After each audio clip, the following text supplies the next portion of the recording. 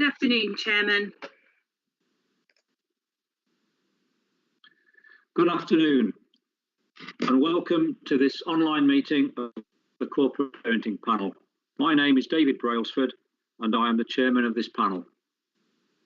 This is a formal public meeting and the audio feed of this meeting is being broadcast live via the County Council website. I would like to welcome the members of the press and public who are listening to this online. Before we begin, I would like to confirm who is present. Rachel Wilson, Democratic Services Officer, will ask members to indicate their presence after their name is called. When invited to speak, you should unmute your microphone and switch on your video. When you are not participating in the meeting, please make sure that you have muted your microphone and switched off your video. Over to you, Rachel. Thank you, Chairman. I will call out all members' names, and if you just confirm present when I call out your name. Thank you. Councillor Brailsford. Present. Councillor Perrotton-Williams. Present. Councillor Folkes. Present. Councillor Hakes. Present. Councillor Mrs. Killey. Councillor Whittington.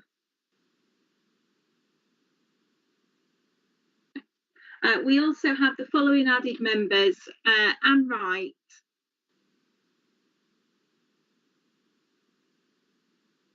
Sorry, present. Thank you. Amy Louise Butler. And Elizabeth Bunny.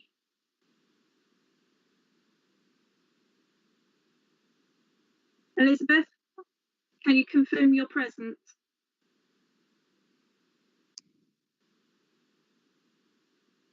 I can see she's here, but I think she might have be having some IT problems.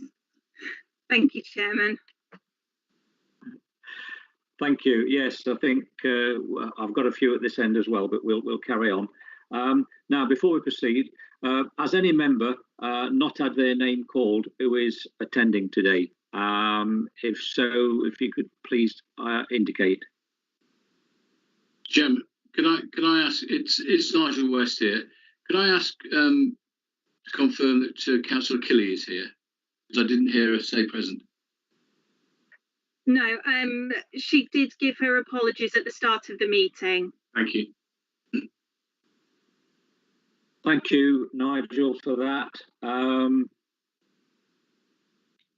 would like to ask members and other participants to type speak in the chat function when you wish to make a contribution.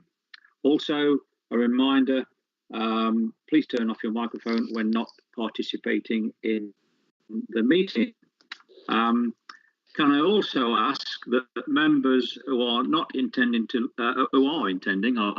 members who are intending to leave the meeting, indicate using the chat function when they intend to do so. Officers do not need to do this. We will now move to the formal agenda.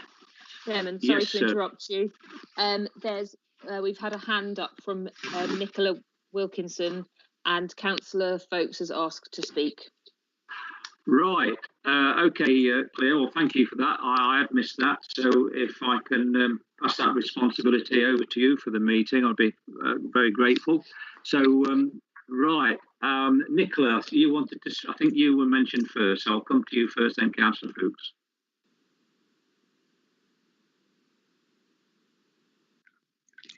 Please, can you unmute your microphone? Sorry, obviously I'm in attendance, but I'm not on your agenda. I'm Nicola Wilkinson, Head of Safeguarding Children for the CCG, and I'm here to present the Children in Care annual report. Thank you for that, Nicola. And yes, I was aware of that, and thank you very much for attending. Now to Councillor Folkes, you wanted to speak. Yeah, sorry, David. I think it may have jumped the gun a bit, but Councillor Whittington sent in his apologies for adults yesterday, but it got lost in the system. I think there's some snags, so it could well be that he sent his apologies in and it's been lost for this meeting. Okay, well, we'll find out very quickly. Thank you for that, Councillor Fuchs, because we'll now move to the main agenda, which I've said previously, and apologies for absence and replacement members. And over to you, Rachel, please. Thank you, Chairman. We have apologies from Councillor Trollope-Bellew. We also have a replacement member. We have Councillor Mrs. Kelly replacing Councillor Parkin until further notice. But we have received Councillor Kelly's apologies for this meeting. I will note Councillor Whittington's apologies and see if we can track those down. We also have apologies from Polly Coombs as well. Okay, thank you. Right, well, if that concludes the apologies, we'll move on to the next item on the agenda, and that is the declaration of members' interests. Please type speak in the chat function for any member who has an interest to declare.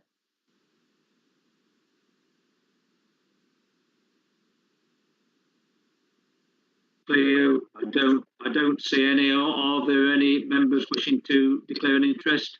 Not that I'm aware of, Chairman. Okay, right. We'll move on quickly to item 3, and that's the minutes of the meeting held on the and my date is slightly wrong. No, it's not. It's the 17th of September 2020. This is to confirm the minutes of the previous meeting held on the 17th of September as a correct record.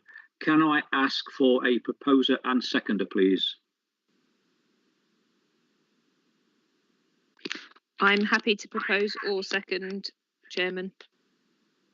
Okay, well, I'll accept you as a proposer. I'll then need someone to second, please. Councillor Folks has asked to speak. Councillor Folks. Thanks, David. I wasn't here. I was on jury service on that meeting, so unfortunately that means I can't second them. Interesting. Correct. You can't second them. I'm just looking at the list. It would appear that we are unable, Rachel, to agree the minutes of the previous meeting because of that. That being the case, I would like some guidance on whether we need to defer that to the next meeting, please. Chairman, were you present at the last meeting? Yes, I was. I believe if you proposed them, that Councillor Perrotton Williams could second it. Okay, right. Well, thank you for that, Nigel. Yes, we'll do that then. If you're happy with that, Cleo, then I'm getting some feedback. So can you please, members, please make sure that you've muted your microphones. So yeah, so Cleo, if you're happy with that, I will propose if you second the minutes as a true record. I'm happy to do that, Chairman. Okay, thank you. We'll now vote on that, whether we agree that the minutes are a true record. Rachel, to ask each member if they are for or against or abstain, please. Thank you, Chairman. I'll call everyone's name and just state for, against or abstain. Councillor Brailsford. For. Councillor Perrotton Williams. For. Councillor Folks. For.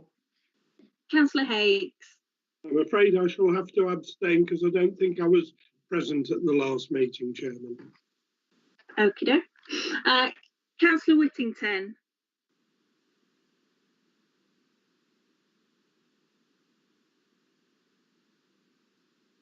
No. I thought he... No. That's carried. Yes. Agreed. Thank you. I just want to clarify, Rachel, that Councillor Folks said for and he didn't attend the last meeting. I understand that it would need to change that to abstain. Abstain. Can So we? that, yeah. Yes. Okay. Yeah. Sorry, David. Yeah, abstain. I wasn't here. Okay. Well, that's thank you for that. Yeah. 2 votes for and 2 abstentions. Right. Well, thank you for that. That means that the minutes are agreed. We'll move on to item 4, announcements. Are there any announcements from the Executive Councillor or Chief Officers, please? I've got things to say, but I will say it during the meeting when they're relevant to the particular agenda item. Can you put that in the chat section, please, now? Yes. Can you please repeat that, Rachel?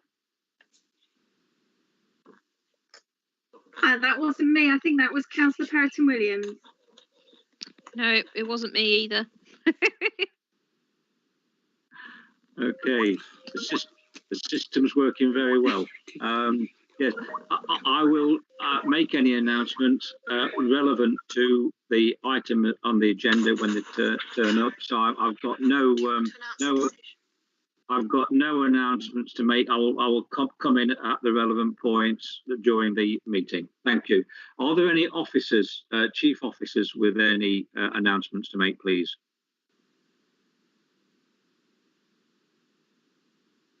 All quiet. No, Okay. no announcements. And apologies, my system went off. It keeps breaking down today. But no, all good.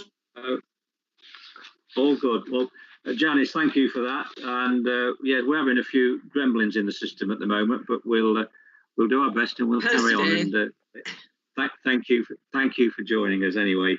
Now we're now come to the main item of the agenda, and it's item 5, and it's an independent reviewing service. It's the 6-monthly update from April to September 2020, and this item will be presented by Carolyn Knight, I understand, and the report is a 6-monthly update, as I've said, and it serves to update members of the corporate parenting panel on the work undertaken between that period of time.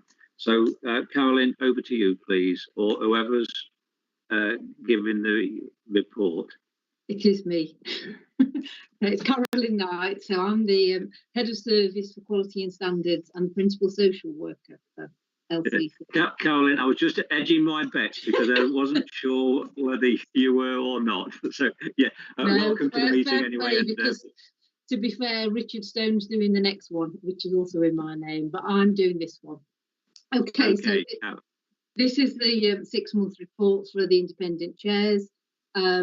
As you'll appreciate, obviously since April, things significantly changed in the way we practiced, and all our meetings were moved really to be virtual. So initially, all reviews of children in care were done by phone, and then we subsequently got the Teams facility and Zoom facility, and we've used that ever since.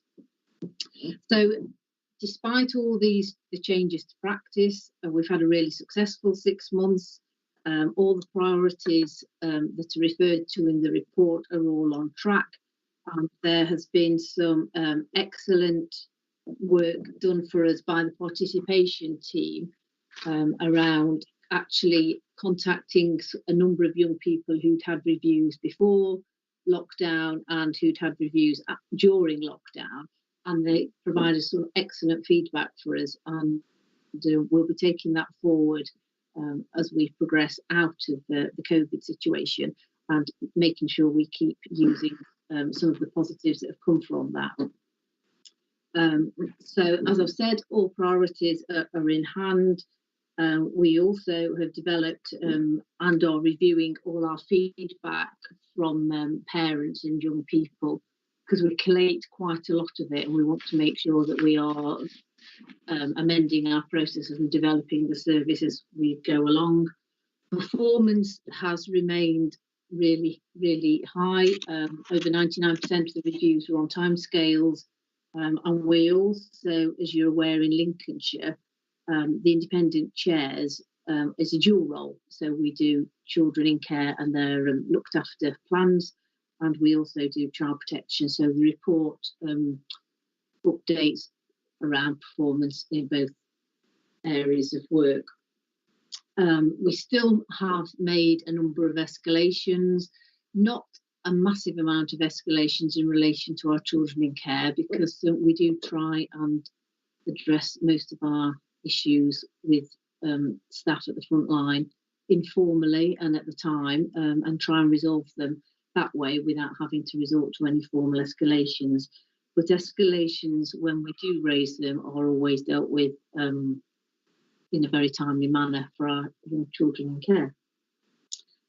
We've also had during the time 8 young people on remand, and as a result we've had 9 reviews relating to those young people. And I think that's about all I need to say. So are there any questions?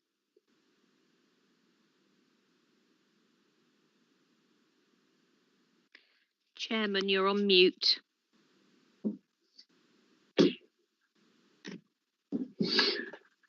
Thank you, Rachel, for that. I'll repeat that, but I'm going to invite members now of the committee to comment. So I'm going to ask Cleo, if has anyone indicated they would like to ask questions or comment, please? Councillor Folkes has asked to speak.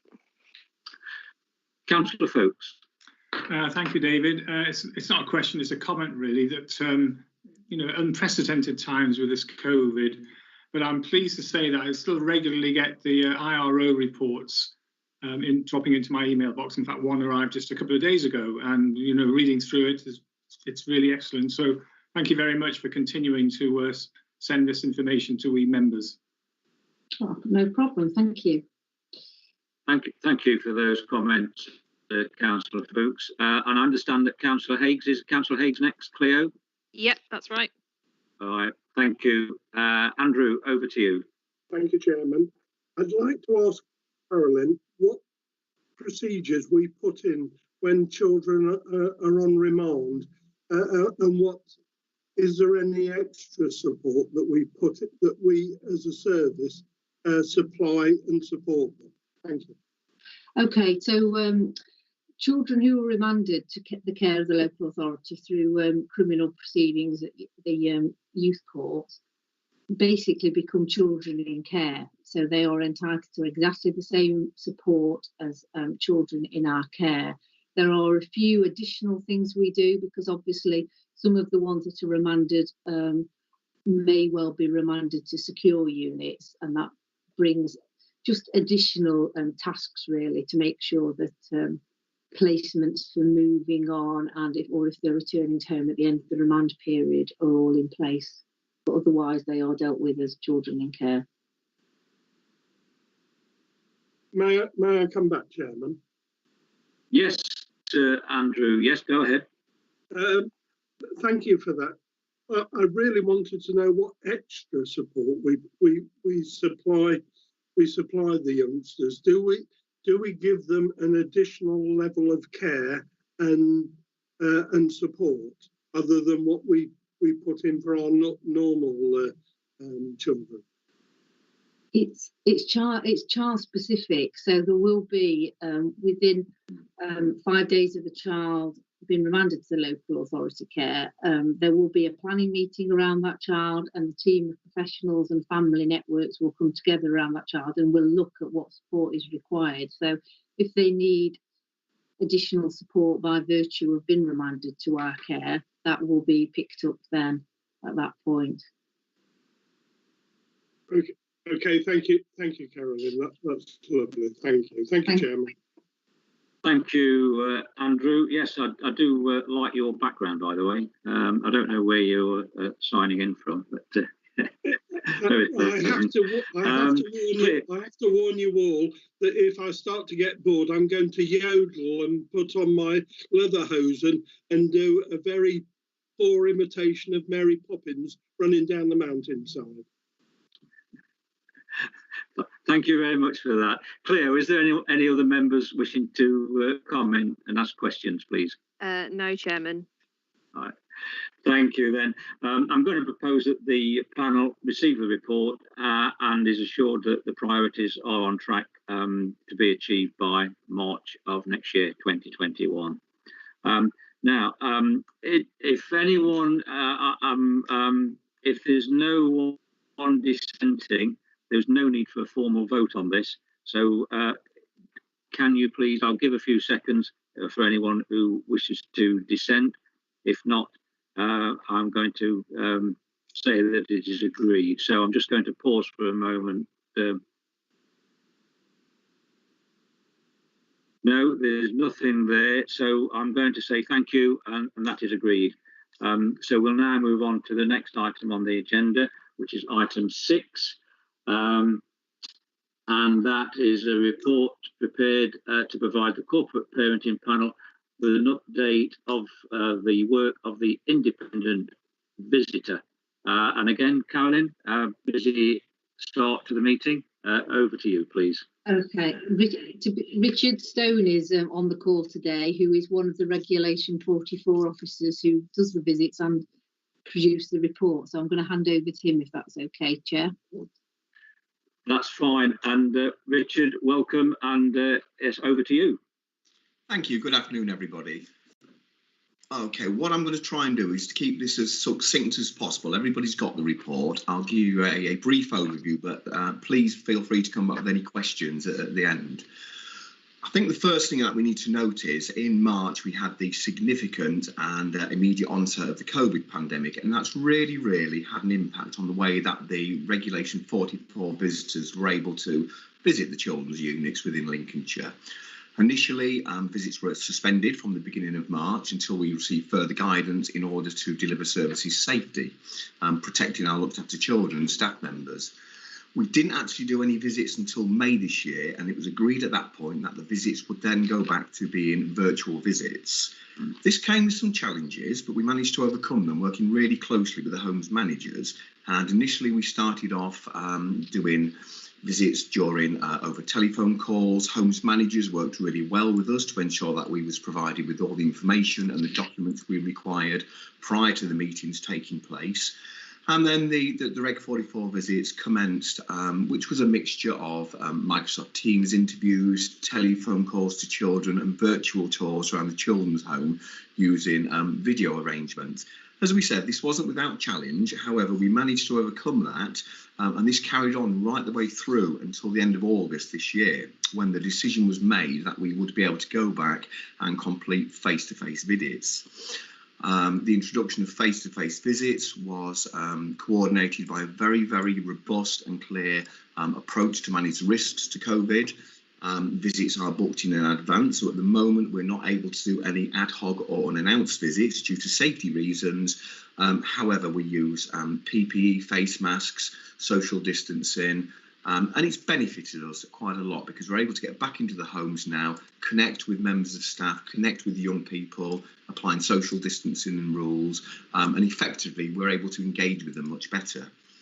In terms of the independent visitor team, there's been some slight movement. The previous member, Eska Verlag, has now relinquished this role, and I've taken over from Eska in July this year when I work shadowed her, and I'm now fully taking on the role in September doing visits on my own.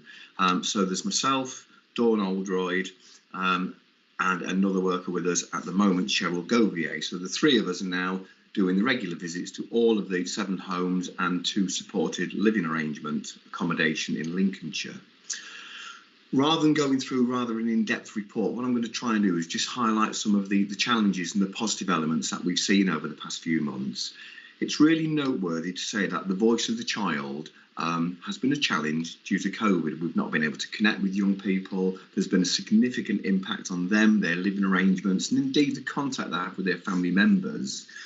It's really pleasing to report that initially the homes managed this really well, and our inquiries found out that they was using alternate arrangements to make sure that children in care were able to maintain contact with families. Initially that was through telephone calls, and then one-to-one visits in the local community outside using social distancing.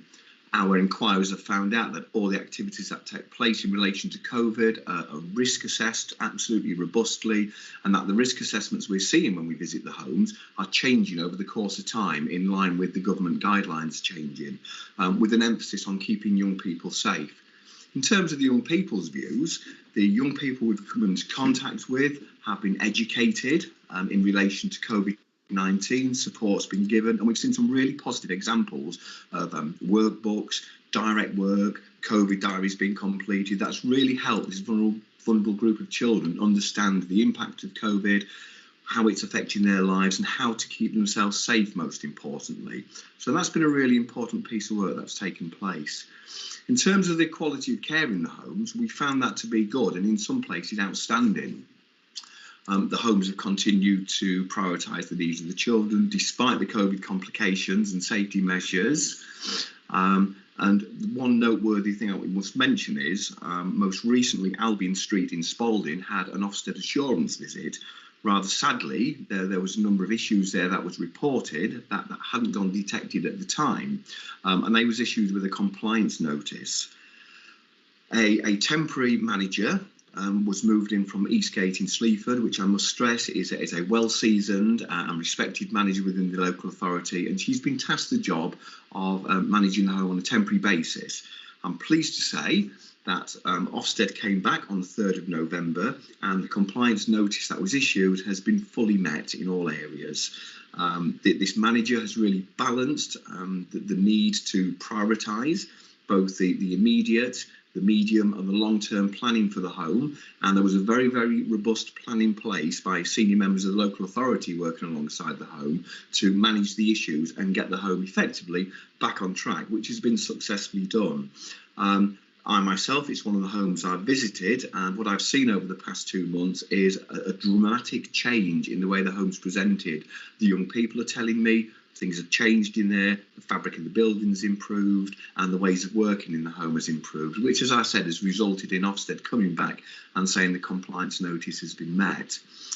In terms of the direct work that's done with young people, there's still a real emphasis on social pedagogy and restorative practice. Now, this is a way of working with children and young people to allow them to explore their life events, their emotional well-being, the impact on themselves and their environment. And we've seen lots and lots of evidence of some real solid activity with young people that seeks to engage them, often on common ground with staff members.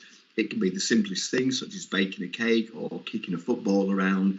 What that does, that takes the emphasis of the power dynamics of the relationships away, and the children and staff members share a common goal or a common activity, and it allows for that engagement, opening up of conversations. And what we found from looking at the files and talking to the children, young people and staff members is that it's enhancing the relationships between staff and children. It's increasing their confidence, their insight into their behaviours, and we found it to have an overall benefit. As we said, some of the challenges over the past few months have been the COVID, but they've met that with some real credibility. And what we found is that the home's managers, the senior staff and the care staff have been enthusiastic. They've gone above and beyond to make sure the children are well cared for and that they maintain their family links. In terms of the way forward, as I say, we're now back doing fully face-to-face visits in all of the children's units, and that's intended for the foreseeable future, that there's some real robust risk assessment and safety measures in place. And what we found over the past 2 to 3 months is that by following these, we're able to really engage the children, young people and staff members more effectively, which makes our job easier. So that's, in a nutshell, I guess, where we are in terms of the Reg 44 visits. And if anybody would like to ask me any questions or comment on that.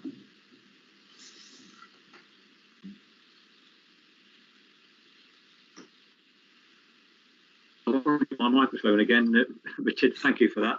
You're welcome. Yes, I know there were members want to speak on that, but before they do, I'm going to just add something that you said, Richard, and it regards the residential home at Albion Street. Yes. I was aware that we'd had an Ofsted report that did not meet our normal standards, our normal high standards. So I took the opportunity, visiting the home, and I was rather pleased to say that the 4 young people who I met while I was there, they engaged very positively with me, which is the main thing, because the children is what it's all about. There was an acting manager in place who was very helpful and supportive, and there was generally a good atmosphere in the home. And I'm delighted to say that since that meeting, Ofsted have been back, and as you say, all the issues have been met. So I think it's a lesson that we need to learn, that as the service in April of last year was rated, children's services was rated outstanding, we should never take our eye off the ball. And for whatever reason, things happen. And following my visit, I've given a list of bequests that I've spoken to Janice about, and some of them have already been carried out, and hopefully we'll make progress on that moving forward. So yes, it was an unfortunate thing that happened there, but I'm confident that action's been taken to remedy it, Richard, so thank you for that. I'm not going to ask Theo from who would wish to speak and ask questions and comment, please. Cleo? We've got Councillor Higgs, then Councillor Folkes, and then I would like to ask a question as well, please. Okay, right. Councillor Higgs. Thank you, Chairman. Richard, I am not surprised that Sleaford has come up to the forefront yet again with children. Eastgate do a fantastic job, and I've yet to meet anybody that works at Eastgate that doesn't go beyond and above and beyond their needs. So it's nice that we're spreading the word. The question I have for you, Richard, is have there been any incidents of COVID-19 in any of the home centres, including staff or children? And if so, what effect has that had on the rest of the unit? Councillor Higgs, well, firstly, thank you very much for the positive feedback. Eastgate is one of the homes I personally visit myself, and just reflecting that, yes, what a fabulous staff team there, and they really pull out the stops. In relation to your question on COVID, there actually has, since writing this report, over the past few weeks, we've had an instance of COVID in the secure unit. Eastgate, 2 of the young people there had tested positive for COVID and are currently self-isolating. And Eastgate, just at the beginning of the October half term, unfortunately, 3 of the children went off to Butlins for a short break, and on the day they left, a staff member had tested positive. In terms of how the homes have dealt with that, the secure unit have got some very, very robust mechanisms in place. That they have a wing as well, so any new young people that come into the secure unit have to isolate, because you must appreciate they come from all areas of the country, and that's managed really, really well, and they're fully supported. In terms of Eastgate, the 2 young people in question, I spoke to the manager last week just to inquire about their whereabouts and how they're doing. Both young people have been isolated to their rooms. There's dedicated staff members working with them, wearing full PPE all the time. They're showing some symptoms, but they don't appear to be in any pain or discomfort. And they've taken it quite well from what I gather. In terms of how the staff team have responded to that, they've all pulled together. And for instance, one of the members of staff literally just moved into the unit for a number of days, and he was there all the time. One, that gave some real good consistency of care to the children, and 2, by the staff working together in blocks, it reduced the footfall in the building. So the staff were able to help the children isolate and reduce any further risk of infection more effectively. At North Home in Gainsborough, I visited there the other day, and as I said, the children went off on holiday, and unfortunately a staff member became poorly on the day they left. They managed them arrangements really well. The initial intention was for 3 of the children to go to Butlins, and then 3 days later they would come home, because it's their home, And 3 days later, the other 3 children would move over to Butlins. But of course, because of the self-isolation, there was 1 or 2 dedicated members of staff who stayed at Butlins with the children for that duration. They decided not to bring them back to Northholme in Gainsborough for fear of further cross-infection and trying to manage those risks. And the children at Northholme isolated, and yet again 1 staff member moved in, and the arrangements were that staff would work 3 days in the block and then have 3 days off. So that increased the continuity of care for the children, which you could understand is quite an anxious time for them, and it reduced the footfall in the buildings as well. In terms of how that's been managed, what we found is that the homes managers and the senior staff in them homes have worked really well with the local authority's health office, Public Care England, and they've followed all the right guidance and rules in relation to this, and they've come out of the other end where there's been instances. So whilst it's been difficult, what we found is they've managed it to the best of their advantage, and most of the time very, very well. They've put mechanisms in to safeguard the children, young people. Contact with families has been maintained, but that's had to be reduced to telephone contact or video calls because children weren't able to get out. So the most important and critical things in children's lives have been sustained, and I have to say that the staff teams have been fabulous. They've pulled together, and their view is we just want to make this work for the children, young people in our care. So that's how they've sort of tackled the homes that I'm currently aware of as well. Thank you, Richard. If I could add one more. Of course. I really miss not going down to Eastgate, and I'd like you to convey my best wishes and hope that they all, staff and the children, have a great Christmas. Thank you. Councillor Higgs, I'll certainly do that for you. I've got my next visit there in a fortnight, and I'll convey your best wishes to everybody. Thank you. Thank you. Councillor Brailsford, could I just add yes, something, Richard? I was aware. Yes, Janice, I was aware that you'd raised your hand. Yes, Janice. Thank you. I think Richard summed that up really well, but I think what I probably just want to add to that was the Beacon, sadly, has had the biggest outbreak. They are our most vulnerable children, but as Richard's described, the response of the staff to managing it has been absolutely exceptional. Sadly, we've had some outbreaks now in Strutt and Haven, so we are managing that. They're very recent, so Richard, like this week, one was yesterday, so Richard probably hasn't caught up with that information. But again, those 2 homes will be managed slightly differently because they're respite homes. So what we're doing is assessing the children that have used the provision, and we are looking at what children need to continue to require services, but there will be reduced services from both Strutt and the Haven at this point in time. I'm pleased to say, despite it being very difficult for the Beacon, they have come out of self-isolation today. Children went back to school today. So yeah, and just to give you some reassurance, because quite clearly we've got a staffing establishment and a structure. So when staff are taken out, that does prove problematic for maintaining service delivery. We have a daily report which identifies where there are some challenges, and we've got contingency arrangements whereby we've got identified staff that we can draw upon. What we have to be really careful about is cross-contamination. So we can't use relief staff as we have done previously. We can only use relief staff according to the homes that we've assigned them to. So just to give you a little bit more reassurance about some of the strategies that are in place, absolutely echo what Richard said around the staff have been amazing. And to be fair, the children have been brilliant as well. Yeah, so thank you for that. Thank you, Councillor.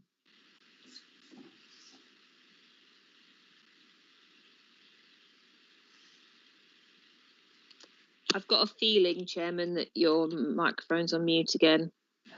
I don't know whether you're asking councillor folks to speak, but...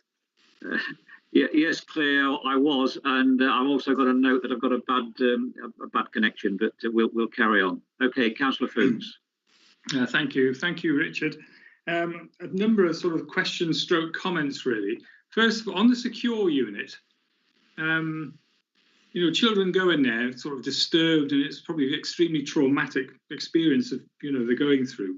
So Can you just reassure us they're not kept in solitary confinement in there when they're self-isolating? And secondly, and this applies to all our homes really, do we have any priority when it comes to testing?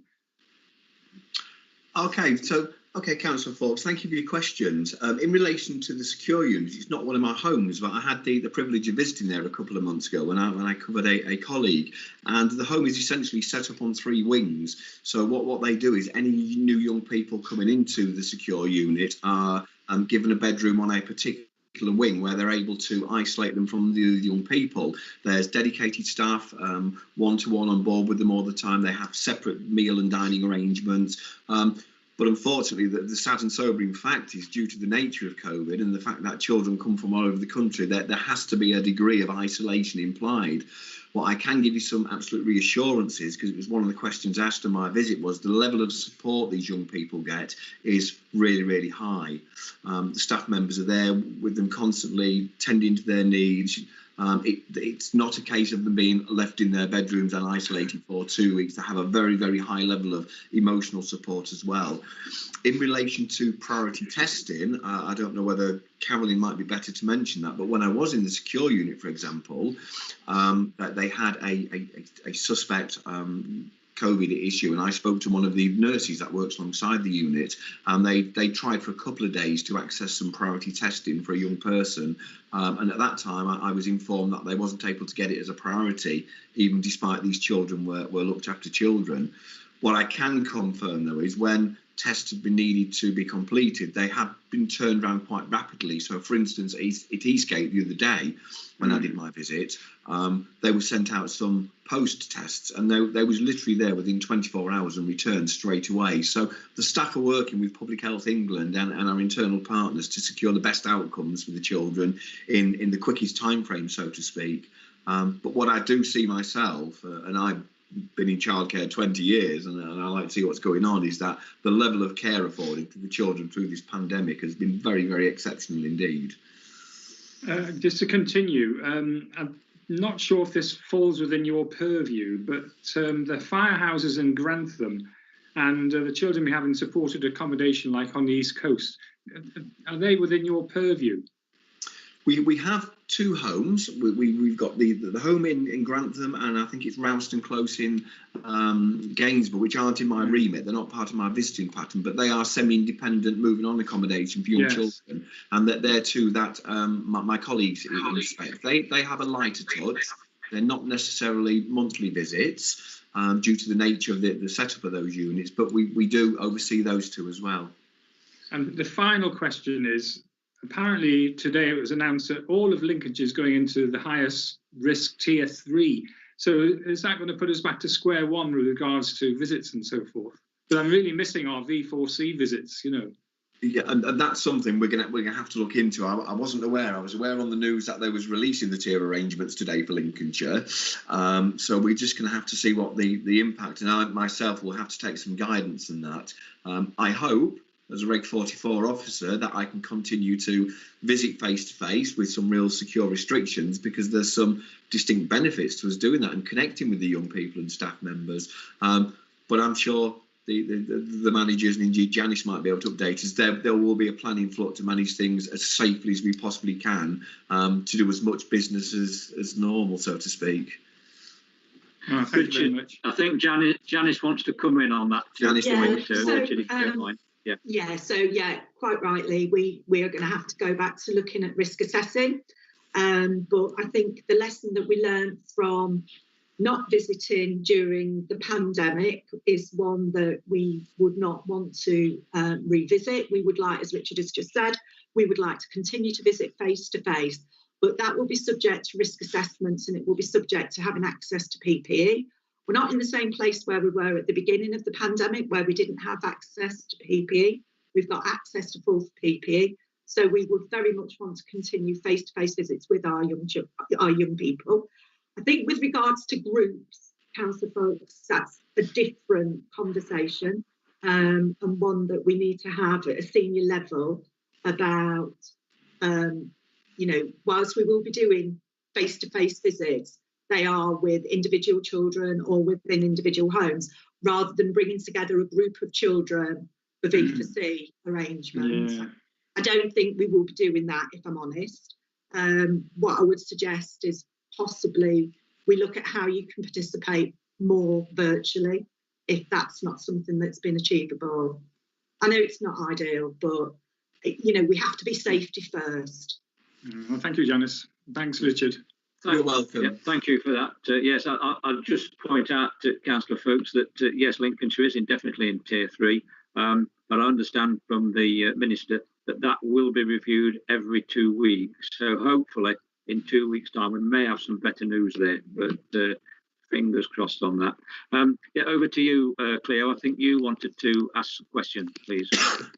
It was just sort of it was more about the fact that why did it take Ofsted to come in to tell us that there was something wrong before we got it sorted?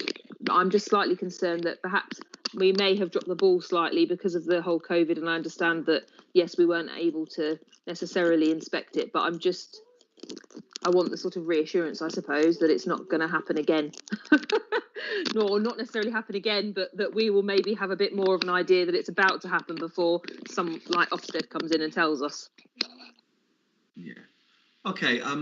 Let me try and update you. I mean, in terms of what happened, I mean, I myself, I've been in post, and I only took over the regulation 44 visits per Albion Street in September of this year, which was when face-to-face started again. In terms of have we missed something as a local authority, that's a really difficult question to ask. I think some of the complicating factors around visiting was particularly with Albion Street, because some of the comments that Ofsted raised were not so much around the care of the children, but the state of the building. They've got a really difficult time with the children at the moment. The dynamics in the staff team were challenging, and as we've said, a newly appointed manager to cover that post has come in. I think there is some learning, if I'm being really honest there, and I think this council, I've worked here 20 years, and it's very much about reflection and learning, and mistakes, unfortunately, are made sometimes. In terms of the virtual visits, they were a challenge because we didn't physically get our feet through the building. And when Ofsted, for instance, was raising concerns like the fabric of the building, there's only so much that you can view on a video call. You can't get that close in.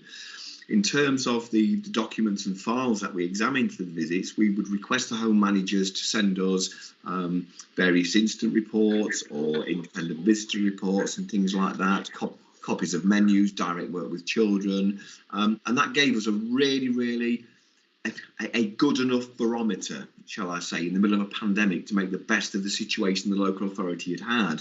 What that didn't demonstrate to us was what the entirety of the systems looked like. So, for instance, if I walked into a home and I would say to them, let me see your recording system for self-harm or bullying, you know, what does that look like? Where is the staff guidance? Is it attached to the same file? We didn't necessarily have that all-rounded approach at the time. So I can, from a professional point of view, understand where things may not have been picked up as succinctly as they should have been.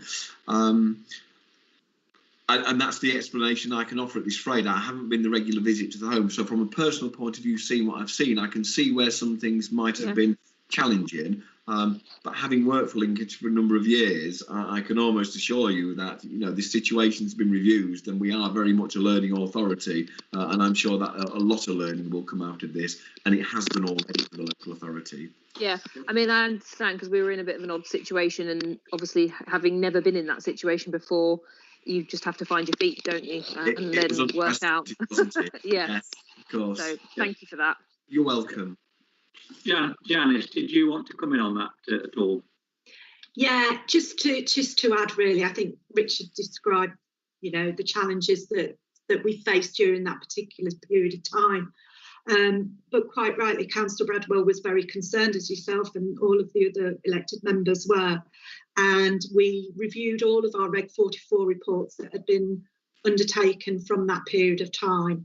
And we provided a written report to Councillor Bradwell, which just kind of identified where the gaps had occurred in the home, but actually the rest of the homes we were able to reassure ourselves that the situation hadn't been replicated. It was a one-off. It was a really difficult period of time for them. And as Richard has described, it's been addressed, and we are continuing to work with that. So it's just to kind of reassure you that we did look at all of the homes. Yeah, thank you. Thank you. No one else wishing to speak, Cleo? Nope, not at all. Okay, thank you. Well, I'd like to thank the members there for the questions that they asked. I think it was a very good debate, and thank you, Richard, for presenting it. And I'll just check, Rachel, have you got the notes that was been made by members so we can put those in for future future consideration, please? Yes. Okay, good. Well, that's positive then. So there will be no need for a formal vote if no one dissents from that report. So I will just pause slightly, and if there are no one wishing to dissent, I will take it that we receive the report as agreed. All very quiet, and my screen seems to be behaving and working rather well at the moment, so we'll press on. Thank you for that, Richard, and thank you, Caroline, for the previous one. We'll now move to item 7. Thank you. Item 7. This item will inform the panel of the services provided to children in care and their impact for the year 2019-2020. It will also provide health needs of children in care in Lincolnshire. Now, I understand that this is going to be presented by John Harris. Is that correct, please? That's my understanding. Okay, John. But I have to say to you, it's a slightly bizarre report. In fact, it relates to seemingly the good old days now, because a lot of it was clearly prior to COVID. It's also very much a treble act. There are 3 authors here, and Liz Bunny and Nicola Wilkinson, who are from Health, have in effect contributed a lot of this. And I think a lot of the questions that you may have may relate to the health needs of children, which is the basic premise of this annual report. What we've done for people who haven't been here before is we tried to merge all the key bits relating to children in care into one relatively concise document. Then we hope what people will be able to do is actually get more information from the reports that relate to some of the detail within that, be that from the virtual school or the fostering report. So I think you've had the report in front of you. On page 4, there were some key messages. So I think those are the bits that I would just sort of concentrate on then. And I think Liz and Nicola may have sort of specific bits they want to comment on, or then obviously make questions, and we will do our best to answer those. The key messages of the report over the year that within Lincolnshire, we've seen an upward trend in the numbers of children in care until the end of March 2020. And that has also been the same case for children who come and live in Lincolnshire. This report, because it's largely health-based, talks about children who are the responsibility of Lincolnshire County Council, but also children who reside in Lincolnshire, but are the legal responsibility of other local authorities. And we calculate that on almost a 50-50 split now. There are about 600 young people within the county. The report, the composition of children in care, which I think is always important. We always see about a quarter of our children 0 to 4, and I always would be thinking that if we are intervening appropriately with families and planning, sadly, the permanence away from birth families, that will always be a relatively high percentage of our population. It suggests that we are supporting and intervening with families when we have to, when children are young enough to make secure alternative plans for. There's a continued emphasis when children at the point of coming through the door into care, of children being placed within extended family members, kinship care, and increasingly that is an option that we see offering permanence to children as well. So it can be an immediate response, but it also can be a permanent outcome when a child is unable to return to its birth family. Then some of the other key bits relate to some of our old friends, initial health assessments. I think I'd leave Liz and Nicola to talk about that. And I don't think we can not talk about what's happened subsequent to COVID, because it has had a direct impact in a positive way on initial health assessment. And then some of the other details, the health assessments, review health assessments for children, we've consistently been very high in terms of their completion rates. Immunisations and vaccinations until this point have always been ahead of peers within the wider population. Clearly, COVID has had an impact on the availability of medical time. And again, I think Nicola and Liz would probably speak more eloquently than I can on that, really. So those are the key bits I would want to pull out. I don't know, Nicola or Liz, whether you have particular points you want to raise at this stage or whether that is best done by questioning.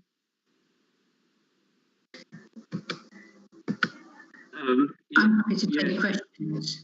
Before I go to questions, I'd like to ask Nicola and Liz if anyone would you like to comment at this stage, please. I've nothing further to add. I'm sure the question will come out about the initial health assessments as we go on.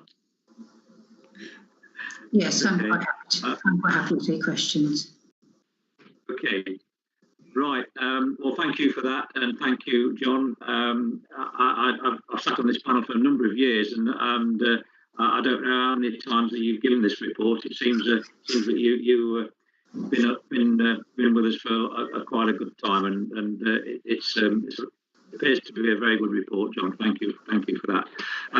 Cleo, any members wishing to ask any questions or comment on the report, please? Councillor Higgs and Councillor Folkes. Excellent. Councillor Higgs first, please, then. Thank you, Chairman. I'd like to ask John, as the numbers are going up, do we need to consider providing additional accommodation in the homes to meet future demands? And that covers it all. Thank you. Okay. It may well be that Janice wants also to chip on this because I think it's quite prophetic. Yeah, I think we have a good understanding of our needs of children in care. I think the numbers, I think they've steadied. So subsequent to this report, I think we're about 666 looked after children. I think we have been at that sort of number on and off for the last couple of months. I think what we do know is the ability of any local authority to place all of our children in fostering, as perhaps we used to do or used to expect to do, has become challenged. And I think that what we've also seen is an increase in the number of children who move into residential care, often because of their more complex needs, but sometimes because there are no fostering alternatives. So I think Janice might want to say about how the authority is engaged in transformation work and support to better understand the services we deliver and need to deliver into the future. Yes, thank you. Okay, Janice. Yeah. So thank you, Councillor Hayes. I think what I would say is, as John's described, we are seeing children that are coming into care being placed in external residential provision where we would have perhaps been able to accommodate them in our own provision, both in fostering or residential. We have put an Invest to Save bid to the leader, which has been accepted, and we've been given authority to look at commissioning another 2 residential homes, and we're just currently working through what that looks like, kind of doing the advantages and disadvantages. We're looking at locations, we're looking at the size of the number of the children that need to be there, and we're preparing a paper that will go to Councillor Bradwell for consideration of how we might move this forward. We're also working with Empower, looking at something called Value in Care, and that's been really illuminating. It's something that we've just been working with over the last 6 weeks, and it's a toolkit that identifies needs in quite a graphic way and looks at where placements matching might be better supported. So that's something that we're just beginning to work on. We've trialled it on 149 children who were looked after, and what it's identified is that there are some children that we could step down, as we call it, from residential provision to foster care. One of the challenges we've experienced, though, has been the pandemic, as John's alluded to. The availability of placements, both within our own fostering and external, because of carers' anxieties, has caused a bit of a challenge for us, but we're hopeful that we can work through that, and we've now got more of a an identified cohort of children that we can begin that work with. So I hope that answers your question. It does, thank you, Janice. If I could have one more follow-up, please, Chairman. Okay, Andrew, yes, go ahead. It must always be better for the child if we can get foster parents rather than going into children's centres. Out of the children's centres that we've got, are many of them able to expand rather than having to look for additional sites? No, I'm afraid the answer to that would be no. In fact, what we have done is we've reduced. So up until recently, up until April, Albion Street was a 7-bedded home. And what we've done is we've reduced that to 6 beds.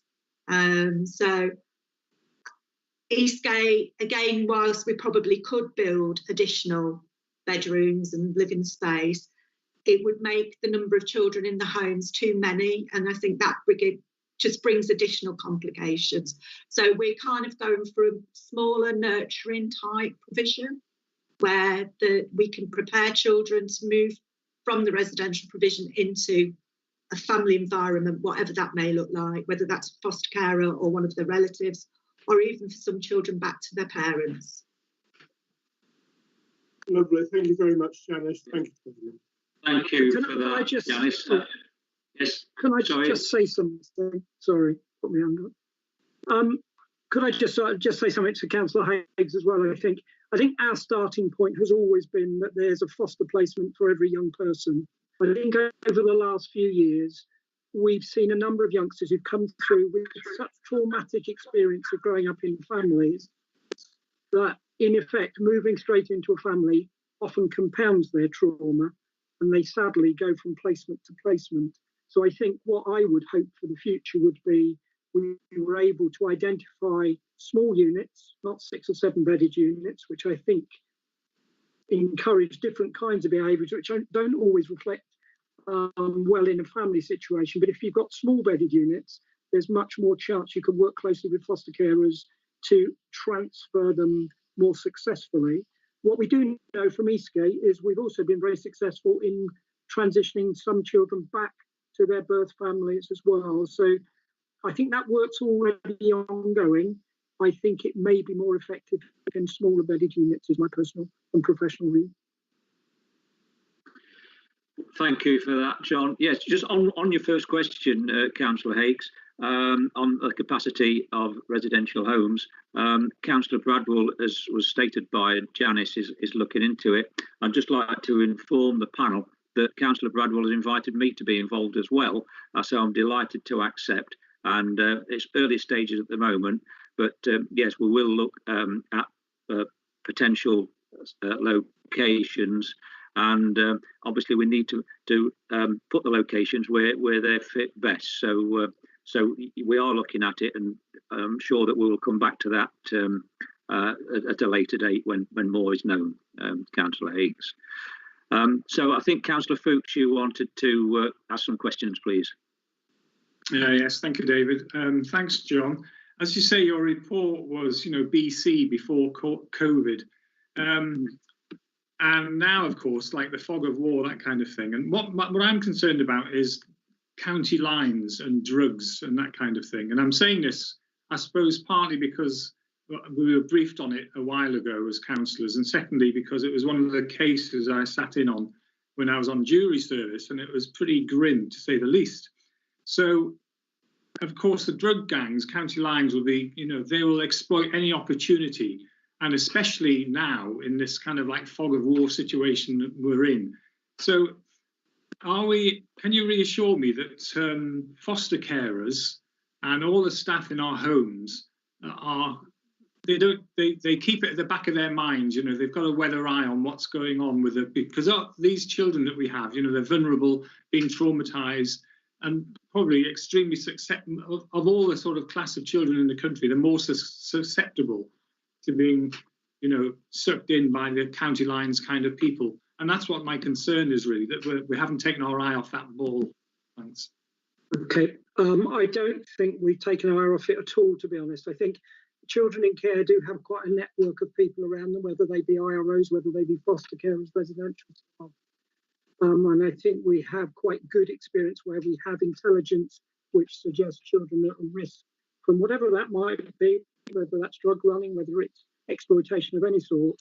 We have good, strong partnerships with other agencies, including the police, which actually make sure that we manage those as effectively as we can. What we do sadly know is some young people are educated and supported by these gangs to be very devious in terms of their behaviour. So you have to work diligently, you have to listen to police intelligence, and you have to go back time and time again to assist in managing that young person. What we have seen this year, not necessarily related to drug exploitation, but just to vulnerability, is we have seen a number of young people in secure provision. I don't think anybody wants that, but sometimes the level of concern means that you put it before the court that you think the safest place for a young person to stop their behaviour, stop them running, is within a secure environment. So I think within our range of multi-agency security safety plans for children, we're pretty good at doing that for the children in care who we know. I think in the community, those things are at play as well, and people are very vigilant. So I would want you to be reassured that it's something we take very seriously. COVID has intervened. COVID has changed our practice. I don't think COVID has changed our approach to children in care in terms of their safety and well-being. Thanks, John. It's very reassuring. Thank you. Thank you, John, for that. Claire, is anyone else wanting to ask any questions or comment? No, Chairman. Okay, thank you, Claire. I'd like to thank the authors of the report. That's John, Liz and Nicola for that. As it was quite put by Councillor Fuchs, it was a BC report before COVID, which will either amuse me, but I don't know why, but there we are. Now, John, you've just raised your hand. Was there something you wanted to add? I think it would be rude of me not to mention initial health assessments. I think there's been a lot of agony experienced by a lot of staff, and we've talked about it many times here. And I think either Liz or Nicola should advise you, even if it's a little bit post COVID. I think it originates within the body of this report about some of the actions that can take by health to improve the position in terms of initial health assessment. So I just think you would be interested. Hopefully, Liz, that is, or Nicola, that's okay. Nicola, are you happy for me to do this one? Yeah. It's just to say that prior to, as John said, prior to the end of the last year that this report was for, we had been looking at other ways of completing initial health assessments because we struggled to get them seen in time. And we were putting a proposal whereby it would be a nurse-led service, and myself with the Deputy Director of Nursing in LCHS were putting a paper together. But before we got to actually actioning anything, COVID came along, and because the GPs that normally do the health assessments for us were no longer able to do them, I went to LCC and to the CCG and to my managers and proposed that the nurses would do telephone initial health assessments during the pandemic, which was agreed. It does fly in the face of statute, but we've got assurance from our managers, and we have continued to do that throughout. Until September, everything was done over the phone. For September and October, we managed to do a few face-to-face, and then we're back down again to doing just telephone assessments. But the result has been that we've vastly improved the number that have their assessments completed within 20 working days, and also the quality of the assessments is far more thorough. We've had some feedback from carers and from the children and young people and from the IROs, which has been very positive. So we are continuing with this project at the moment, and obviously it'll get reported in the next annual report, but so far the outcomes have been good. Thank you for that, Liz. Interesting point you made there, and it's sometimes you have to do this when you said fly in the face of statute. Sometimes circumstances dictate Right. Okay. Okay. If has anyone any questions on that particular item, please? No one's put their hand up, Chairman. Okay. Yes, I agree that no one had, Cleo. Thank you for that. So what I'm going to do, I'm going to propose that the panel accept the Children in Care annual report and agree the recommendations contained in the report. Is there anyone who would dissent from that? Otherwise, we're going to take it as accepted. Thank you. That is agreed. Right, we now move on to item 8, Voices for Choices, V4C update. And this is to consider a report from Ben Lilly and for the period between June and October 2020.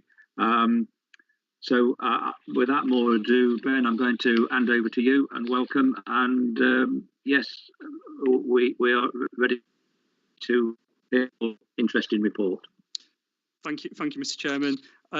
Okay, yes, as David just stated, this report gives an overview of Vpc activities with regard to June and October. It also gives some information about where we're at in terms of future Vpc planning and progress. And with regard to that, there's some information in the report as well, some historical information about what we were doing with Vpc in 2019 and 2020 prior to the lockdown, because that really informs some of the context for our future planning. The report also gives a bit of information about the Lincolnshire Caring Promise, and this was the review of the care pledge that the Vpc groups have been working on throughout the year. So just talking through the report, beginning with the Vpc activities from 2018 to 2019, and you can see in the report a list of the different activities and venues that Vpc was taking place in prior to lockdown in 2020. The reason this is in there is that ultimately this is where in the future we want Vpc, I think, to go back to. So when I talk about some of the future plans and what we're doing for the future, it is in with regard to getting Vpc back to how it was running prior to lockdown. So in terms of our activities over June and October, you can see in the report there's details of the different groups and some of the activities that have been taking place. I won't read through all the figures there, but I think what you can see is that across Lincoln and West Lindsey and Boston and South Holland, we've had some good and reasonable numbers of attendances where virtual meetings for Vpc are working very well. And I would like to draw your attention in particular to the work that's been going on in Boston and South Holland, where there's been some great engagement there with the groups wanting to meet more often than on a monthly basis. So that's worked really, really well in that particular locality. The workers send me through for this report updates and information, and I've included some quotations in there from some of the young people, because I just think there's some really successful work that's been taking place in those areas. Looking through the report, we have North Kesteven and South Kesteven and East Lindsey, where it remains a struggle with some of the remote working, and we're looking to support those workers to try and bring that up to the level of where we are in some of the other localities. The other thing that's happened over the reporting period is that we've had some additional sessions for our Vpc young people on top of our normal groups, and we've had a programme from Soundlinks. And what Soundlinks have offered is a number of music-based sessions. I haven't been in one myself, so I can't comment on what Rhymes and Beats is about, but learning to play the ukulele is pretty straightforward. We purchased 10 yellow and green ukuleles that are being moved around the county at various times for these groups. And there's an electronic music production group that's been going program as well. And again, I won't read through all the figures in the report, but you can get an idea there of the number of places that have been available and the attendances and some of the initial evaluations. This has proved a really popular activity, and since writing this report, these sessions are being extended all the way through to January now. So we've arranged that with Soundlink. So that's ongoing. It was supposed to run until around now, but we're going all the way through till January now. The report also talks about our next steps for VPC, and we have an action plan in place, which is looking at a number of things really in terms of how we can develop VPC, in terms of where it can be held. We're doing a big analysis of the postcodes and home addresses of children in care to make sure we can focus the places where VPC runs in the future one day when we get back to physical meetings, the most appropriate geographical locations. We're talking to the children and young people about the types of activities that have been done in the past and which ones they would really like to consider in the future. And we're looking also at where we can't deliver specific activities that the youth workers currently do, maybe that we could look to commission some external additional provision as well. So that's using the budget in a different way. So we are looking to get back to where we are with VPC, but obviously dependent on the restrictions that we're currently living in. The report also gives you some information and some the draft Lincolnshire Caring Promise documents. These are the review of what was the Lincolnshire Care Pledge, and this is what the VPC group were working on at the last time there was physical meetings prior to March, and they're attached here for comments and hopefully approval to roll out. So in conclusion, we have examples across the county of really good and well engaged VPC activity, but at the same time on the other side of the coin we have some areas where we need to try and support and develop that to bring those areas up to the level that we're seeing elsewhere.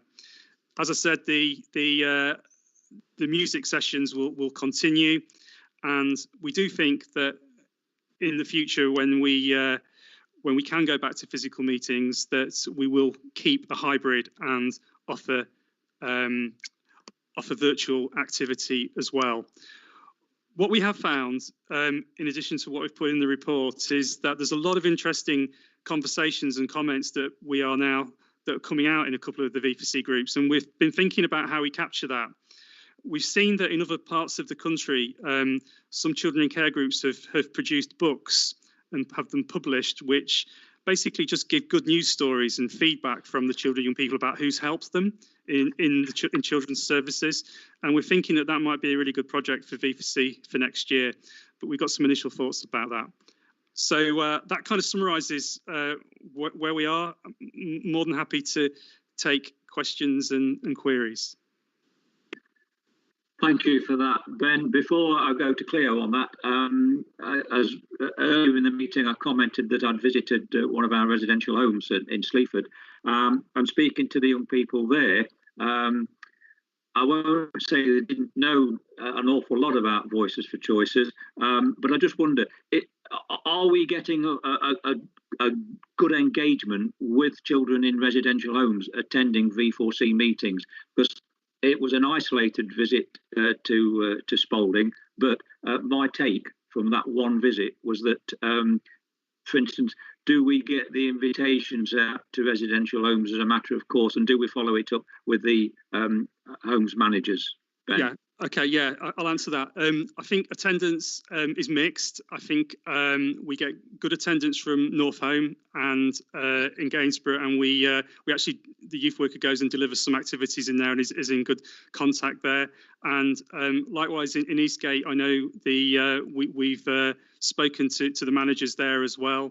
And in terms of Albion Street, I know that the youth worker visited Albion Street earlier in 2019. But we definitely need to do some more work there, in my view. So I think we can do better with regard to communication, and that's part of the action plan.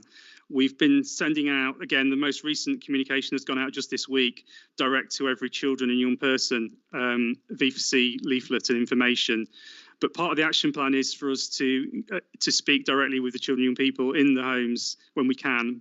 I've been in a meeting today with the managers, actually, the team managers, and I've been talking about VPC and what we can do. So we've got some points from there as well. But there's no doubt we need to make sure our communication is consistent and ongoing. Thank you for that, Ben. Before I go to Claire, yes, I think COVID was never going to come at the right time. And as regards V4C, it did sort of put a dent in the progress that had been made. So, yeah, thank you for that, Ben. I'm going to ask Cleo now if any councillors want to make a comment or ask questions, please. Councillor Folkes has asked to speak, Chairman. Thank you. Rob, over to you. Thank you. Great stuff, Ben. Really good report, that. Thank you very much. And I'm really pleased to see on page 93 the sound links and playing ukulele and this electronic music and all. Wow. I think that is really terrific. Well, I will come back to you there because you were the man who suggested it, Mr. Councillor Folkes, knowing that you are a ukulele player. So, so yeah, it's gone really well. That has, to be fair, really well. Well, I mean, apparently there is evidence that playing musical instruments is good for your mental health. You might wonder about that coming from me, but and also it helps with general learning, you know, across all subjects, you know, the humanities, the sciences, and so on and so forth. So it's really good to see, and that you've done it, you know, on virtually via Zoom. This is really terrific stuff, and I congratulate you all. I think it's really, really good. And I'm glad to see that, you know, in page 96, para B, as you said, it's been extended. And hopefully this will grow and grow. And it'll help the children no end in all sorts of ways. Yeah, I mean, I fully agree with that. It's been a real success story in terms of virtual delivery, and I don't necessarily think it's the easiest thing for some of the youth workers to do, but they are being supported by the SoundLink staff who are really used to doing it. But I will pass all that feedback on to them because I think they'll be thrilled to hear that. And you know, we have to. It's really important that we respond to what young people want, and they really do want to continue with that. So that's what we're doing. Great, well done, Ben. Thank you. No worries. Thank you for that, Rob and Ben. And I might suggest to Councillor Folkes, seeing it was his idea with the ukulele, that probably at a V4C or a big conversation, he turns up and gives us a recital. Oh, absolutely, yes. And I think Cleo, being a sort of proper singer, she can sing as well. I was just waiting for that. I was going to suggest that perhaps we have like a virtual ukulele concert because I can actually play the ukulele as well. Oh, well, there you are. Nothing like a willing volunteer, Chloe. Well done. So we could all sit there in our little screens playing the ukulele together, like a little band. Yes. The advantages of ukuleles are they're quite cheap and they actually, people can play them. Well, pick them up relatively quickly. So. Yeah, definitely. Good bang for the buck. Yeah. Okay, thank you. Thank you for that. Well, I didn't say, Rob, that you could turn up, but I think that we might pursue that one a little bit more now. Rather than the virtual meeting, I think I'd rather see it live, actually. So thank you for that, and we'll pursue that, I'm sure. Okay, are there any further members wishing to speak, Cleo? There isn't. Right, okay. Fine. Well, Ben, thank you very much for that report. As soon as we can get back to normality for these meetings, I think the better. Because I say a tremendous amount of progress had been made in the last 18 months, 2 years, and we'd like to get back on track as soon as possible. So, yeah, we received the report, and I think it's most important that the final draft of the Lincolnshire Care Promise as well, Lincolnshire Caring Promise, is important. So if there are no dissent, no one wishing to dissent, I'm going to recommend that we accept that and move forward. So I'll just pause for a few seconds and hopefully correct. So yeah, well, we'll accept that, and thank you very much, Ben, and we look forward to the next report and hopefully some more positive news on the horizon. Thank you very much for that, Ben. Right, we'll now move on to item 9 already, and this is the Children in Care Performance Measures Quarter 2, and it's to consider a report from Simon Hardcastle, Performance Support Officer, on Looked After Children Performance Report. So, Simon, if you're there, over to you. I think it would be me because I don't think Simon is here, David. Correct. So bear with me. I couldn't see him on the screen, Janice. So I was. That was why there was a slight pause. That's absolutely fine.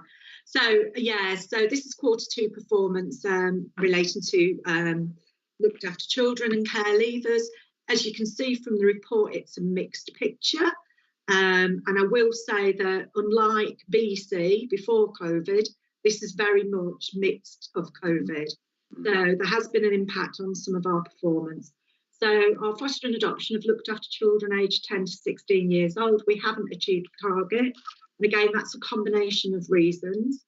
We have seen a reduction in foster carers able to take placements for reasons of their own vulnerability, for reasons of children in placement who have vulnerabilities. And therefore, you know, we haven't been able to place as many children in foster care as we would have wished. An earlier conversation that we had as well was around the younger children that have needed to require residential placements, which ordinarily we would perhaps been able to place in foster placements. We've seen a shift in that. So COVID is really impacting on our foster care provision. And added to that, even though we would be perhaps unable to make a placement within our provision, our in-house provision, we would go to the market and look at external foster care providers, but I'm afraid they haven't been able to deliver in the same way that they would have previously. So John's very alive to this. It's something that we're constantly reviewing. Part of the transformation work that we spoke about earlier does include a strand that will be looking at recruitment and retention of foster carers. Although we are very, very good at that, it's, you know, we don't want to sit on our laurels. We want to know, is there anything that we can do to improve? I'm not going to go through the ones that have achieved target, but I'm quite happy to take questions if people want to with those. Again, the stability of placements have looked after children and the length of placement. So this is children who've been in care for 2.5 years and in the same placement for 2 years. Sadly, didn't achieve target on this in this quarter, and that predominantly related to one child. And it's, you know, these figures can be affected by just that small minority of change. But we are again very, very strong at wraparound support with our carers. Caring to Learn has been really positively received by carers. And again, that's something we're exploring and how we will continue that in the future.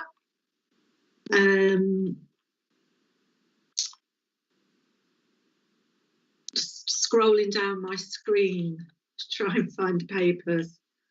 So the percentage of looked after children with an up-to-date dental check, again, that's predominantly been impacted by COVID. As you know, trying to get routine dental appointments during the pandemic has been difficult for everybody.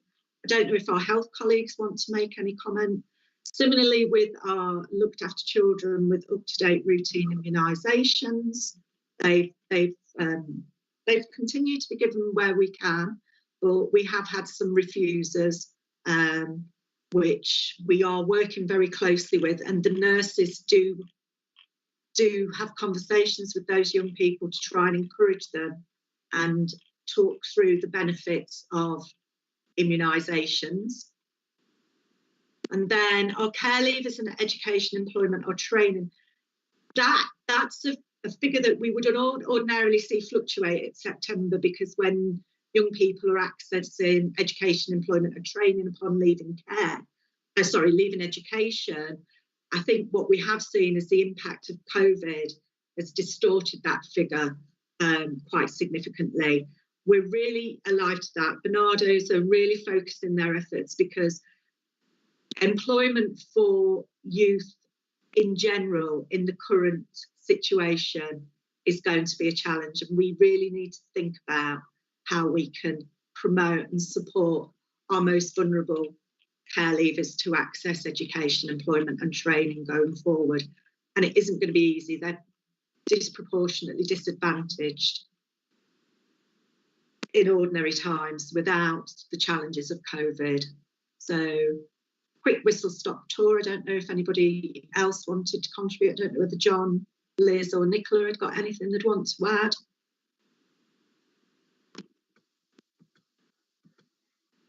I think Liz wants to come in. Yes, I just wanted to just confirm what Janice was saying really about the immunisation data and the dental. The immunisations, obviously the schools programme has been somewhat hit by COVID, so that has brought numbers down, although there is a plan in place to get round everybody and to do the catch-up for what was missed because of the schools being shut around Easter time.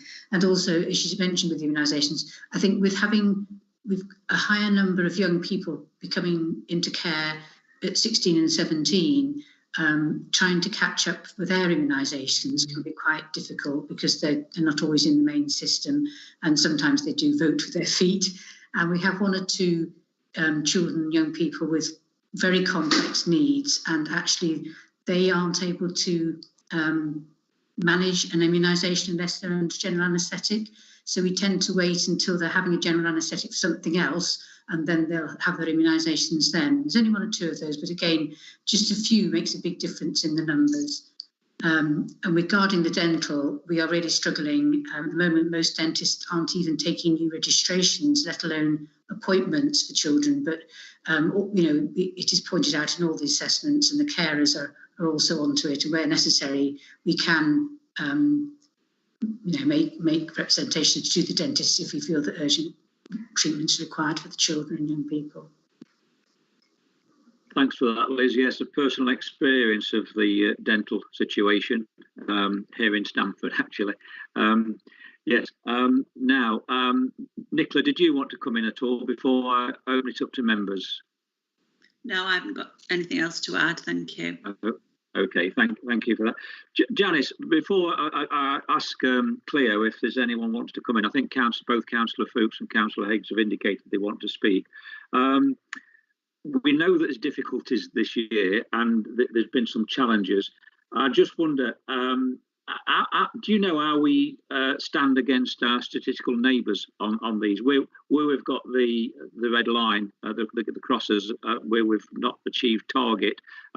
Yes, it's understandable, but are you able to tell us how our neighbours are going? Are they in a similar position? Are they faring better? Are they faring worse? What is the overall picture, please? Yeah, that's a really interesting question, and it's really difficult to answer.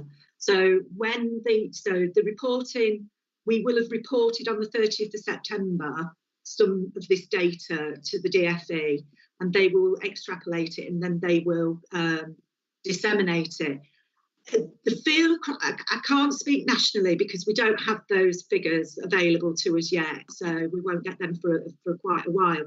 But regionally, the colleagues are experiencing very similar patterns. I think we're still, even though we are seeing our children looked after increase, they're not as increasing as fast or as many as our other colleagues. So we're still below our stat neighbours, and I would imagine when the figures come out, all England. But yeah, everybody's really in the same boat, but probably some worse than us, I would say, because even those figures are standard or what we'd want, our aspiration, they're still really, really good. Thank you, Janice. Yes, Cleo, who was first to press the button, please? Councillor Higgs. Councillor Higgs. Yep. Thanks, Chairman. My question was going to be the same as yours about how we compare, certainly regionally, with our neighbours. But because of that, I feel that because of the circumstances, we shouldn't be beating ourselves up that we haven't achieved the goals that we set. Yeah. I think you can only achieve achieve what you can achieve. And if our neighbours, if we're doing slightly better than our neighbours, then we're doing something right. And under the circumstances, we can hardly expect much more. So thank you very much. Thank you, Councillor Hay, because I really appreciate that comment, and I will share that with the staff, because, you know, the staff have just worked tirelessly and relentlessly over these last few months. We've got winter to get through, which is going to be really challenging, isn't it? So, yeah, I really appreciate that comment, and I know they'll value it. Yes, thank you, Andrew, for that. It's yes, well said. Councillor Fuchs. Thanks, David. I just want to say I second what Andrew said there completely. My comment is with regards to our county council role as corporate parents and apprenticeships.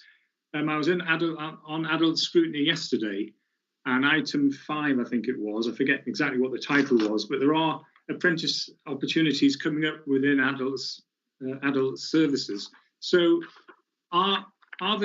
is the county council, you know, council-wise, still aware of its continuing responsibilities as a corporate parent, and to make sure that any apprenticeship schemes that come up are transmitted to children's services so Barnardos can take advantage of them? Yeah, I think that's a really important point, Councillor Fuchs. And I think if you remember last year, Andy Morris worked really hard with that, didn't he? And I think maybe we haven't kept our eye on that ball as much as we could have over these last few months. And I'll go back with Andy and get him to kind of relaunch some of that. We have a really strong apprenticeship programme for our what we call children leaving care apprenticeships scheme.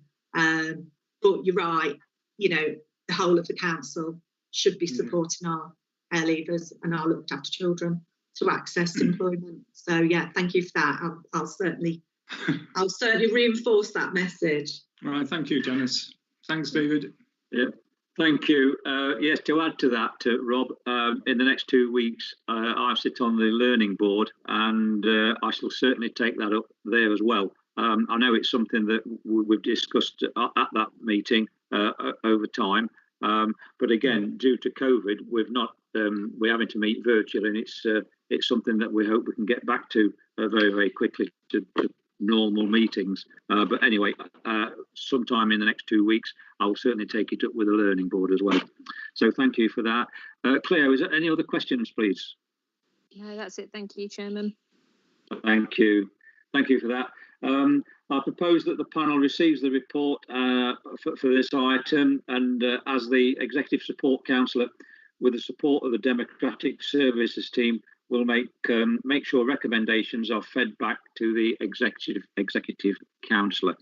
So I will pause slightly, but if there's no one wishing to dissent, we'll take that as an item as read, and we'll move on. Again, silence, so I'll take that as agreed, and thank you for that to the panel. We now move on to, quickly moving on to item 10, fostering report, Q1, April to June 2020.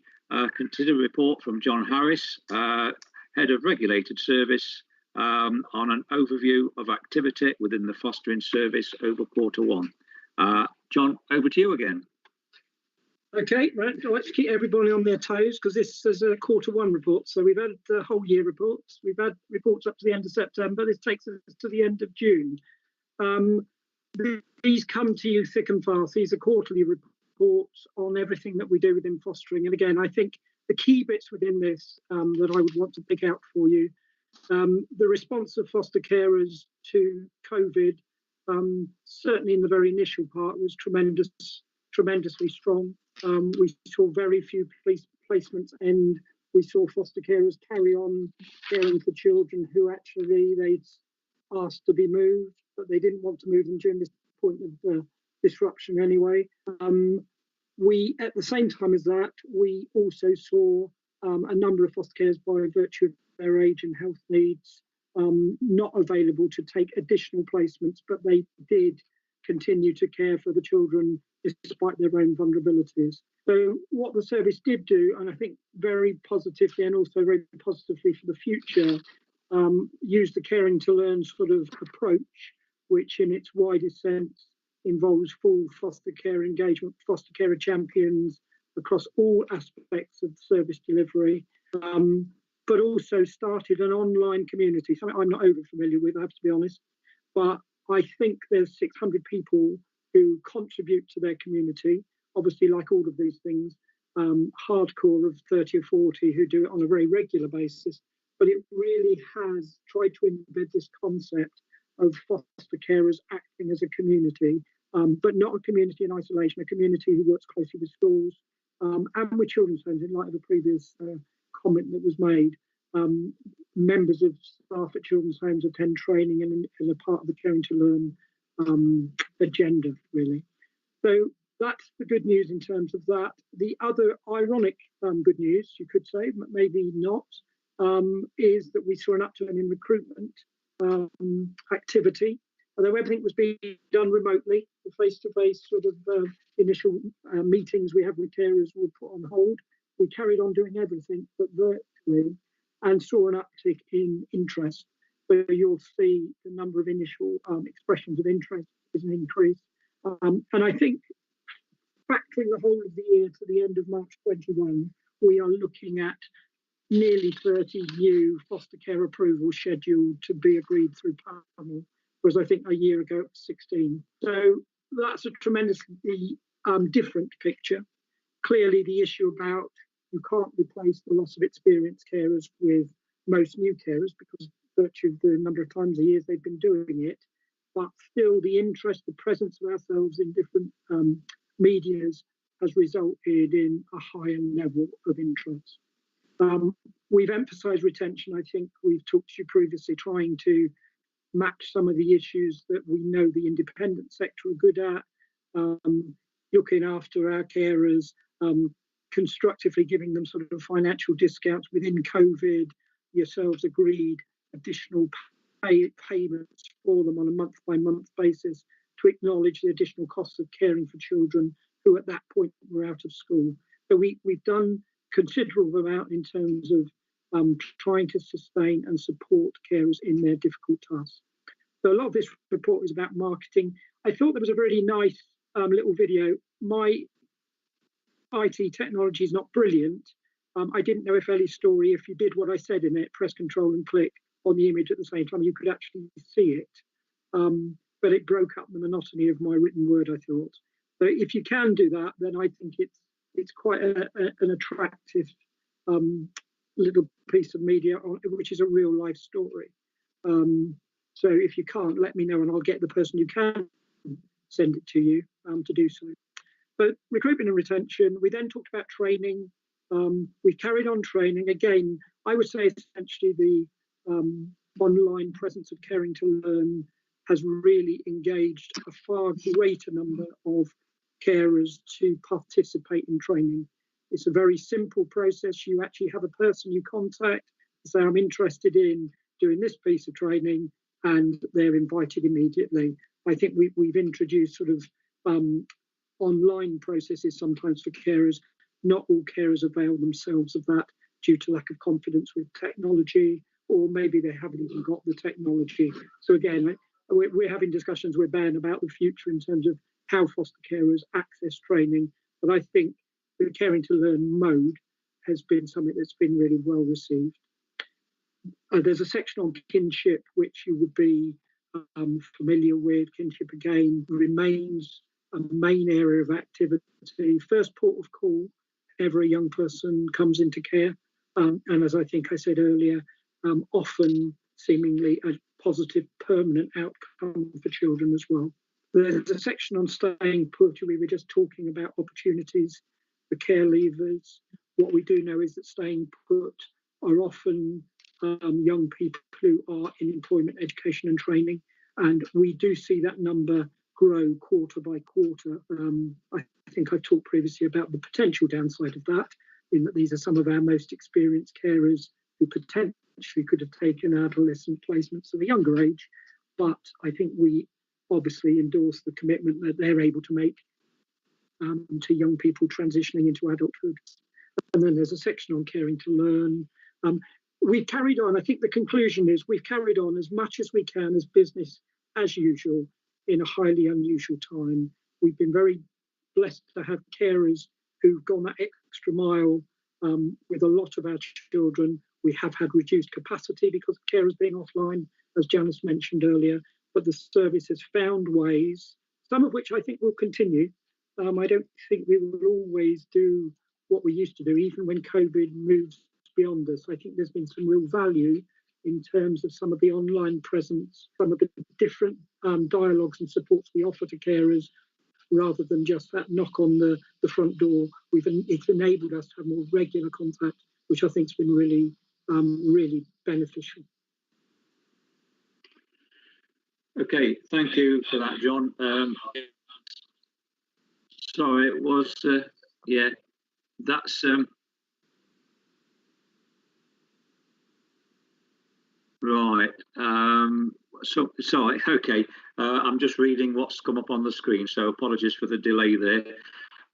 Just on your report, to add to that, John, if I may, I've been invited and honoured actually to be invited to a virtual meeting of foster care awards in December, and it's something I'm very much looking forward to. I believe we're very fortunate in Lincolnshire. We have some excellent foster carers who have been with us for many, many years, and I think the support that we give them is also something that we should commend. So, Cleo, is there any member wishing to comment, please?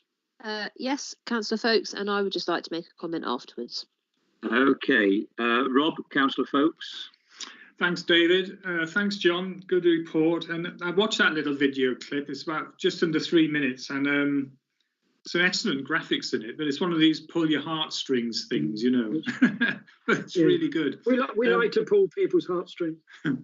On page 136, you're going about retention and recruitment and things. And I know that historically, when we're in full employment in a country, you know, it's really hard to get, it's harder to get foster parents, and the obverse is true. So looking ahead, you know, over the next 5 years or so, and the current amount of unemployment that there is, and as you've said, that, you know, inquiries are up and we've got 30 new foster carers. Can you just reassure us that our robust procedures are still robust, are going to maintain their robustness into the future if we get more, you know, when more people apply? Thanks. I think it's a really interesting question, because I agree. It seems a bit heartless to think that this might create an opportunity for us to recruit more foster carers, but that historically has definitely been the case. People do come forward, potentially see as a small source of additional income, but they can also give something back to their communities. So we will try and capitalise on that. I would never be complacent to say how we do it is the right way, and we couldn't do it better. And I think, as I said earlier, and Janice talked about, some of the transformation work we'll look at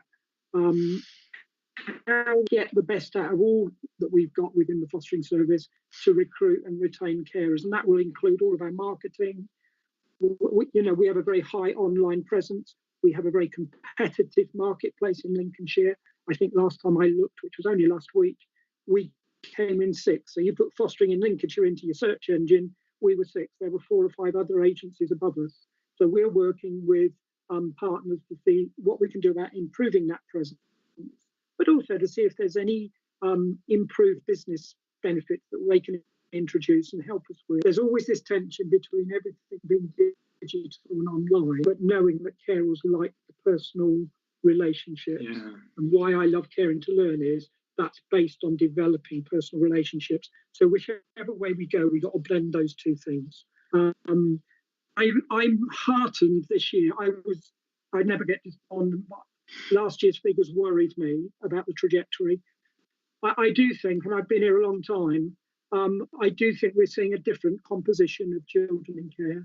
I do think that we can't expect foster carers to manage all of those children, but I think we could get foster carers to manage 3 or 4% more than we currently are. That would be my ambition.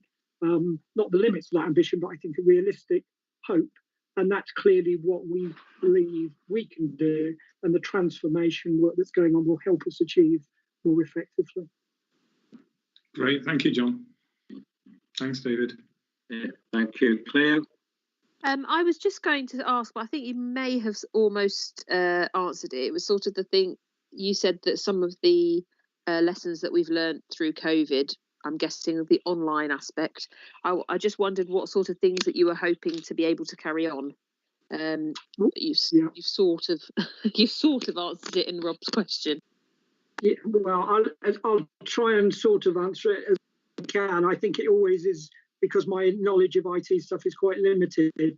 I think, again, let's have a look at the Caring to Learn model. That's introduced foster carer champions in every aspect of service delivery, from the point that somebody contacts us to supporting brand new carers through the process of approval, through delivering training, through being a first point of contact rather than the continual professional as a first point of contact. So that's very much enhanced the offer.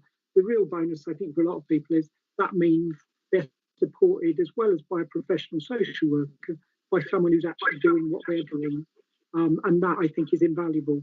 So I believe that approach is something that we've really tried to embed within the service quite effectively. We need to make sure it's the heart of all that we do with regard to everything that we do with fostering. So that, in its essence, is where I think we should be going. I think the online presence, the whole idea of a community, whether that's Councillor Brailsford coming and doing the long service awards, it's making carers feel that they are linked, A, to each other, and B, to the officers and the members who work for Lincolnshire County Council. Okay, John, thanks for that. Cleo, I thought I got someone else wanting to speak. Yeah, it says, yes, I've said, sorry, it says, yes, Anne Wright would like to speak. Ah, good. Okay, Anne, yes, over to you, Anne.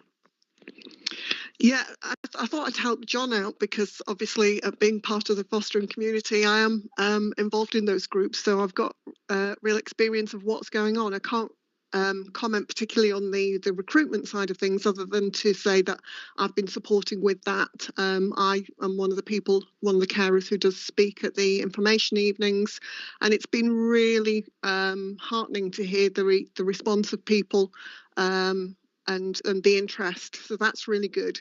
But the Caring to Learn stuff and the interaction that we're having with other carers, when I started out, I would say actually the contact I have with other foster carers now is significantly better than it was when I first started caring. I know as an authority, because I've had conversations with John about this before, well, we've tried, as a service, they've tried so many different ways to get foster carers to work with each other, and the buddy system, the mentoring system that's put in for new carers. So a number of things have been tried, but actually carers have really responded to this online network. There will always be people who it doesn't work for, but I think that's the case with anything. Doesn't matter what we put in place, it won't suit everybody. But the Caring to Learn has been really positive. There are numerous events every single week, foster carers coffee mornings, training sessions. We've got foster carers who are leading workshops, creative craft events, so that we're sharing activities and our experience and the training that has been provided by the service. So there's so many things available to us. It's been brilliant. And there's a WhatsApp group as well, so that people can just, I'm really struggling. We had one this week. I'm really struggling today. Not sure where to go with this young man because he's having a bit of a meltdown, and the wealth of support there is just phenomenal, and that's always facilitated by social workers. The Caring to Learn team are part of that, so they are there should any of us not come up with any answers. So we do feel really supported in that. It's all really positive. Thank you for that, and yes, and again, Caring to Learn's mentioned, so yeah, it's been a really good news story for that, and thank you. Did you want to add any more, John, to that? I think Anne can write the next report. because, but no, I think, it's okay. I give it, as a third party, Anne does it. And if that is what it feels like to her on a day-to-day basis, then she's my barometer for actually what we want to achieve for every foster carer. Although the point she makes very well is we have to have different ways of doing it for different people. Not everybody responds in quite the same way, but the theory is sort of working in Anne's eyes, and that's what we want. Yeah. Brilliant. Thank you, and thank you for those comments, and most welcome. Right, well, I'm going to move then that we accept the report as an accurate overview of the fostering service. And well, before that, I'll just check with you, Claire. There's still no one else wanted to speak? No, Chairman, there isn't. Okay, thank you. So yes, I'm going to move that we accept the report as an accurate overview of the fostering service. I will pause slightly, and if no one is going to dissent, we'll move on to the next item. Okay, thank you, John, for that. Yes, that's yes, thank you. Right, I've got right. I think Nigel's wanting to come in, so over to you, Nigel. Sorry, Chairman, were you going to introduce the next report? That was why I. Oh yes, yes. Item 11, the corporate parenting work programme. Yes, it's down on my that Tracy Johnson's going to, but it's you, Nigel. Okay. Yeah, that's great. Thank you, Chairman. Yes, I'll take this report. It's set out on pages 144, 145 of your pack. It's as set out. It's nothing really for me to add other than to draw your attention to the next meeting of the panel, which is going to be held on the 14th of January. There are 6 substantive items planned, and this is really an opportunity for members and officers to consider whether those items are still relevant and required on that agenda, whether there's anything else that needs to be added to the agenda of that meeting. One thing that jumped out at me when I was going through the papers was the meeting schedule for the 12th of May 2021, which is just 6 days after the election, of course, and the papers for that meeting will need to be published in early May, so just before the election. So we may need to have a look at that timing of that meeting, but we can talk to you offline about that, Chairman. That's a bit off here just yet. Other than that, if anybody's got any comments, then I'll take them on board. Thank you, Nigel. Before officers come in on that, it may be sensible to just put that date back to the 19th or something like that. Yeah, I'm getting some feedback, so I don't know whether we've got microphones that are not muted. So if you can just mute, please. On the 14th of January, I've got one question, and I'm going to presume Janice may know the answer to it. Item 5, Bristol University item. Yes, so if you remember, we agreed to participate in some research around emotional well-being of children and young people, and I'm hoping by January we will have an initial update. Sadly, we didn't get that many young people responding, which is understandable. But hopefully we will still be able to have some information shared with us that will be of benefit to us. And the university's been given additional funding to make the study a longer period of time. So we'll have the conversation about whether we want to continue with that. So yeah, with that, that's that. And then the only other thing I wanted to say on the 14th of January is we've got a typing error for John's quarter 1 report, which will be the quarter 2 report, because he's just done quarter 1 today. Thank you, Janice. Is that right, John? Or have I mixed that up? Well, I think I did quarter 2 yesterday. I get very confused now. It's quarter 2, certainly. It is quarter 2, isn't it? Yeah. It's hard when you've got so many different quarters and you bring them at such different times, don't you? So, yes. Thank you for that, Janice. Okay, right. Well, that's the Corporate Parenting Work Panel programme. If anyone doesn't object to that, I'm going to move that we accept it. If anyone dissents, please say so now. Otherwise, we'll move on to item 12. Okay, accept the work programme then. Now, item 12 on the agenda is for information only. It's the Private Fostering Annual Report and Statement of Purpose. It's a report from John Harris. Again, John, you've been busy. And yes, so over to you, John. I think it's quite just to acknowledge, but I will let you continue. Thank you. Yeah, okay. I wasn't quite sure if you wanted this presented or not. This is actually, it's in my name and I've done a lot of it, but it's also done by Nicola Brangham, just to sort of give her that acknowledgement. It's something that comes here. It remains part of regulated services. It was something that within the last ILAC inspection, there was some interest in children in private fostering. So really the format is very similar to the annual fostering report. You've got the statement of purpose, which is a requirement, which we amend annually. And then what we do is go through the national minimum standards for private fostering, and we just bring out some of the key issues relating to notifications, publicity, keeping it in as profile across the county council. So I wouldn't propose to just sort of go into anything in detail in it.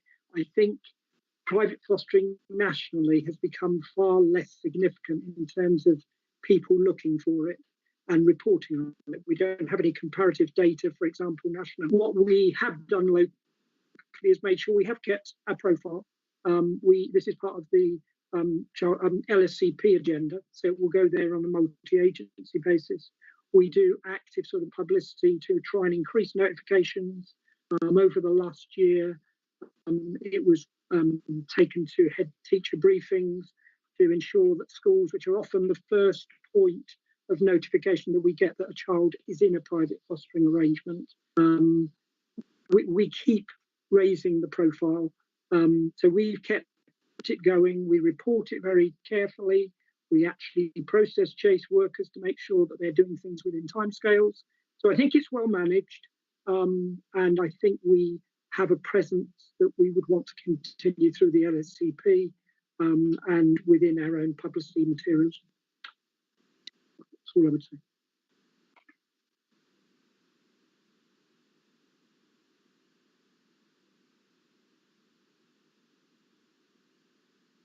Chairman, unfortunately you're on mute again.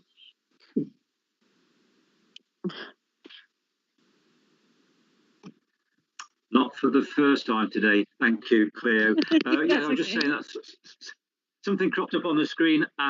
It was probably me muting the microphone, but was there anyone wanted to speak? Because the item actually is for information only, but if someone wants to speak, I'm quite happy to let them do so.